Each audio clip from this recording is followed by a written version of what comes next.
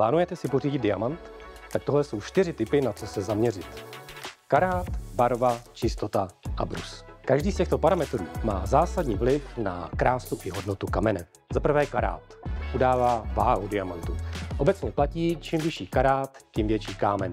Pamatujte, že rozměry a proporce mohou výrazně ovlivnit skutečný vzhled diamantu. Za druhé, barva. Vyjadřuje barevný odstín diamantu. Nejžádanější jsou diamanty v bezbarvém spektru D až F, ale i barevné diamanty jsou velmi žádané a ceněné. Za třetí, čistota. Odráží množství přírodních nedokonalostí. Za čtvrté, brus. Ten je klíčem ke skutečnému třpitu. Jenom precizní brus zajistí, že se světlo v kameni krásně odráží. Nejste si jistí výběrem diamantu? Rádi vám poradíme v klenotnictví Benny, kde ke každému diamantu obdržíte mezinárodní certifikát.